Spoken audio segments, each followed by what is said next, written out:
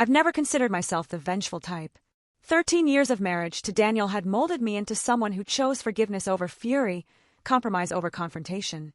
That changed the day I borrowed his laptop. It was a Tuesday afternoon. Daniel had rushed out to meet a client, leaving his MacBook open on the kitchen counter. I needed to check our joint calendar for an upcoming dentist appointment when the notification popped up. Reservation confirmed. Table for 2 at Maison Rouge, 8 p.m. Friday. Maison Rouge, the most exclusive French restaurant in the city. The place where Daniel had proposed. The restaurant we hadn't visited in 3 years because it was too expensive for regular dates. Something cold settled in my stomach. Daniel's birthday wasn't for months. Our anniversary had passed 2 weeks ago with nothing more than a generic card and takeout Thai food. I shouldn't have snooped. I know that, but the nagging voice in my head wouldn't quiet down. 3 clicks later, I was staring at his email exchanges with someone named Veronica. The messages were brief but unmistakable. Pet names, inside jokes, plans whispered between lovers. I sat frozen at the counter for what felt like hours, the afternoon sun shifting across the kitchen floor. The evidence was irrefutable. My husband of 13 years was having an affair. The old me would have collapsed into tears, would have called my sister, sobbing uncontrollably, would have confronted him immediately, desperate for explanations or apologies. But something different happened instead. A strange calm washed over me. My hand stopped shaking. My breathing steadied. I closed the laptop and made myself a cup of tea. While the kettle boiled, I remembered a name that had appeared in Veronica's emails. Mark. Her husband. She'd mentioned canceling plans with him for Friday with some excuse about girls' night. It took surprisingly little detective work to find them. Veronica and Mark Sullivan appeared in Daniel's work contact list. He'd mentioned them at a company Christmas party last year, the couple who'd recently moved from Boston. I even remembered meeting them briefly, though Veronica's face was a blur in my memory. What I did next surprised even myself. I didn't cry. I didn't scream. I didn't throw Daniel's clothes onto the front lawn or change the locks. I called Maison Rouge. Hello, I'd like to make a reservation for Friday evening, I said, my voice remarkably steady. 2 people. And if possible, I'd like a table with a good view of the center dining area. After booking my own table, I made another call. Finding Mark Sullivan's work number was easy enough. What would be harder was the conversation we needed to have. Mr. Sullivan, my name is Rachel. You don't really know me, but we need to talk about our spouses. The call with Mark Sullivan lasted 47 minutes. The first 10 were the hardest, convincing a stranger that his wife was having an affair with my husband.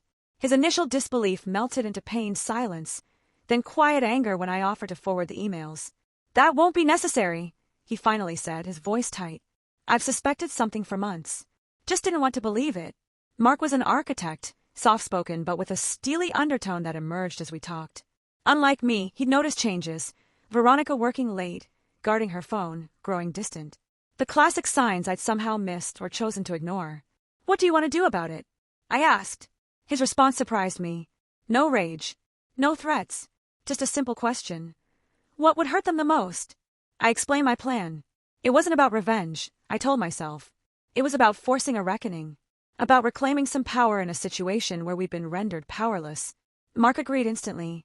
The next 3 days moved in slow motion. I played the devoted wife, kissed Daniel goodbye each morning, and pretended I didn't notice how he lingered in the shower, scrubbing away another woman's perfume. Every night, I lay beside him, counting the inches of mattress between us like measuring the growing distance of our marriage. Mark and I spoke daily, fine-tuning our approach. We met once, at a coffee shop halfway between our offices.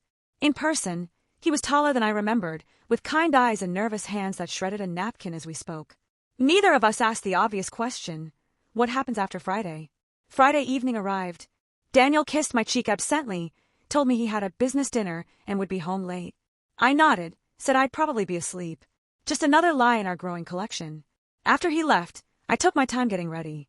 The black dress I chose wasn't my newest or most revealing, but it was elegant, purchased for a gallery opening we'd attended in happier times. I applied makeup carefully, not to impress, but as armor. At 7:30, Mark picked me up as planned.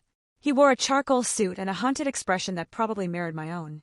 The drive to Maison Rouge passed in tense silence until he finally spoke. Are you sure about this?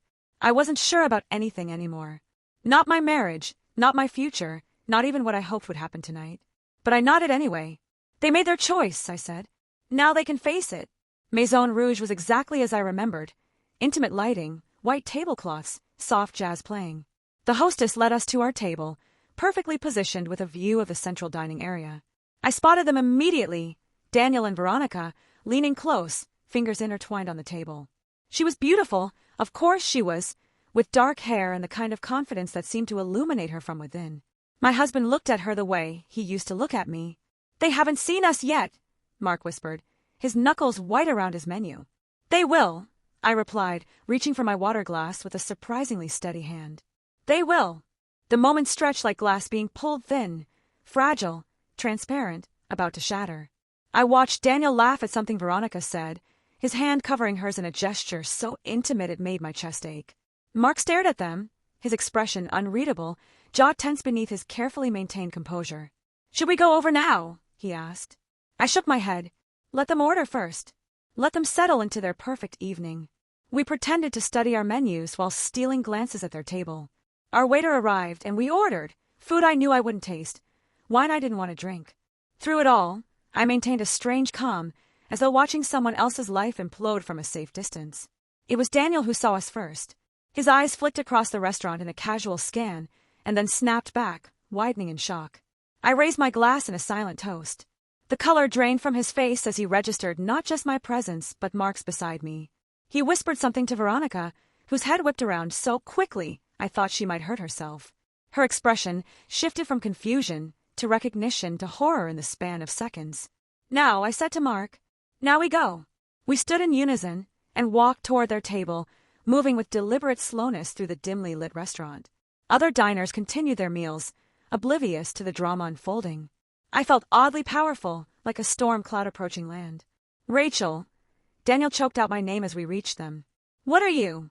"Hello, Daniel," I said, my voice steadier than I'd expected. "Veronica. What a coincidence running into you here. At our special place." Veronica's face had gone paper white, her eyes darting between her husband and mine. "Mark," she whispered. "I can explain." "Can you?" Mark's voice was quiet, but carried an edge sharp enough to cut. "Because I'd love to hear how you explain this." "Maybe we could all sit down," I suggested, gesturing to their table. "Since we're all here now." The waiter, sensing tension, hovered uncertainly nearby. Daniel cleared his throat.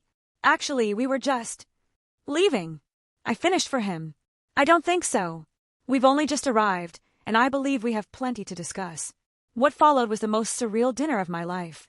For people trapped in a choreography of pain and betrayal, speaking in low voices to avoid creating a scene while simultaneously dismantling 2 marriages between courses. No one ate. The beautiful food grew cold as accusations and confessions flowed like the wine that we all drank too quickly. Veronica cried silently. Daniel kept trying to touch my hand, which I withdrew each time. Mark asked pointed questions with architect's precision, dissecting their lies. "How long?" I finally asked. 8 months, Daniel admitted after a heavy pause. 8 months.